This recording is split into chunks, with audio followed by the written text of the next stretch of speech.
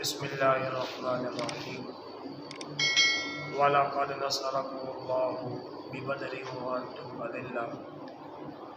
فَاتَّقُوا اللَّهَ لَعَلَّكُمْ تَشْكُرُونَ صدق اللہ مولانا العظیم والصلاة والسلام علیک یا سیدی یا رسول اللہ وعلی آلک واصحابک یا سیدی یا حبیب اللہ۔ مختصر حمد و ثنا کے بعد معزز سامعین و ناظرین، آج غزوہ بدر کے حوالے سے گفتگو ہوگی۔ حق اور باطل کے درمیان پہلا معرکہ غزوہ بدر ہوا۔ سن 2 ہجری جمعۃ المبارک 17 رمضان المبارک کو یہ عظیم الشان واقعہ اور معرکہ پیش آیا۔ ایک طرف عالم کفر تھا اور ایک طرف عالم اسلام، ایک طرف حق ہے تو دوسری طرف باطل، ایک طرف اللہ سے محبت کرنے والے عظیم لوگ ہیں اور دوسری طرف بتوں کی پوجا کرنے والے بدبخت کردار۔ لیکن پروردگار نے عالم اسلام کے ان عظیم لوگوں کو جن کی تعداد 313 ہے، عظیم الشان فتح سے ہمکنار کیا،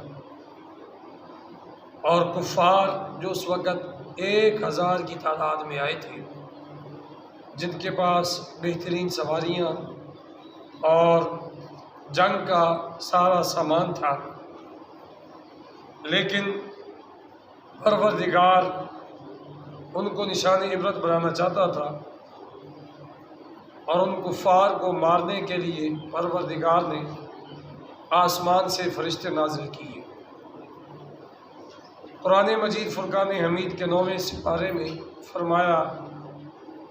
بِأَلْفٍ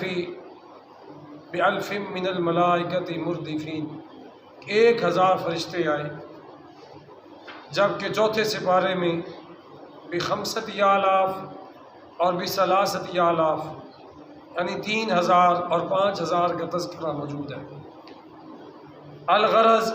جب پیارے آقا علیہ السلام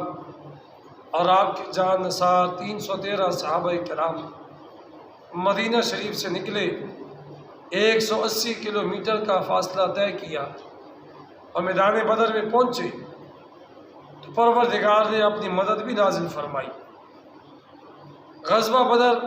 ہمیں بہت سارے مختلف پہلوؤں کی طرف غور کرنے کا حکم دیتا ہے۔ ایک تو یہ کہ بندے کا نظریہ مضبوط ہو، خالص اسلام کی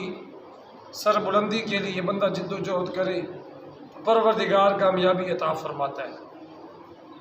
وگرنہ دنیا میں ہم نے دیکھا ہے کچھ جنگیں ہوتی ہیں رنگ کے لیے،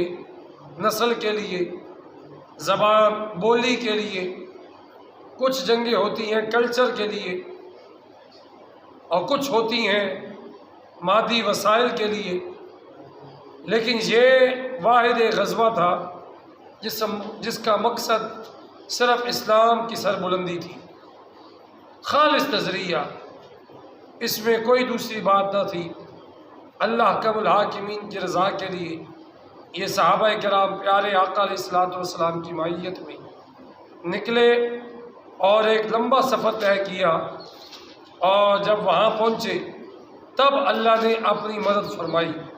اور فرشتوں کو نازل کیا۔ آج ہم یہاں بیٹھ کے دعا کرتے ہیں، یا اللہ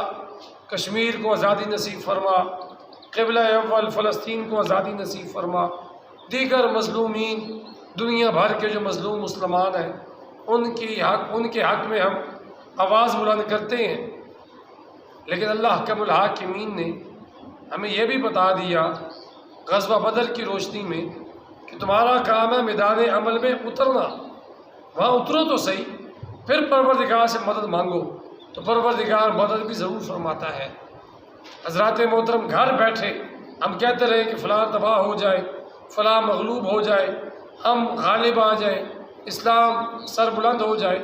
اس کے لیے عملی طور پر بھی کچھ نہ کچھ جد و جہد ہمیں کرنی پڑے گی۔ یہی غزوہ بدر کا پیغام ہے حضرات محترم۔ یہ ایک عظیم معرکہ ہے اور ایک عظیم فتح ہے،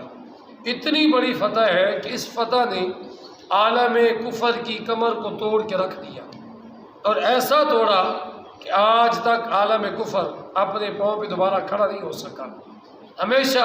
اسے یہ ڈر رہتا ہے کہ یہ وہ لشکر ہے مسلمانوں کا، یہ وہ عظیم جماعت ہے کہ جو صرف 313 ہو کر اور بے سر و سما ہو کر انہوں نے اپنے مد مقابل 1000 کے لشکر کو شکست فاش دی تھی۔ حضرات محترم، اتنی بری یہ شکست ہوئی کفار کو کہ 70 نامی گرامی کافر مارے گئے، سردار کافر، اپنے علاقوں کے وہ سردار ابو جہل، وہ اس امت کا فرعون، اور اس کی جو ہے زیر نگرانی یہ کفار کا سارا لشکر آیا تھا۔ 1000 افراد وہ لے کر آیا، ان میں سے 70 جو ہے کافر، نامی گرامی جنگجو لڑنے والے اور سردار جو تھے وہ مارے گئے، اور 70 ہی گرفتار ہوئے، باقی بھاگ کر انہوں نے جان بچائی، اپنا ساز و سامان چھوڑ کے وہ بھاگ کھڑے ہوئے مسلمانوں کے آگے۔ اب 70 کفار گرفتار ہوئے، 70 مارے گئے، لیکن مسلمانوں کو اللہ احکم الحاکمین نے اتنی بڑی فتح عطا فرمائی کہ صرف 14 صحابہ کرام نے جام شہادت نوش کیا۔ حضرات محترم، غزوہ بدر ایک عظیم معرکہ ہے، اس کی روشنی میں آج ہمیں دنیا بھر میں اسلام کا پیغام پہنچانے کی ضرورت ہے، اور ہماری دعا ہے کہ پروردگار فتح بدر کے برکت سے دنیا بھر میں اسلام کا بول بالا فرمائے، اور اہل اسلام کو عملی طور پر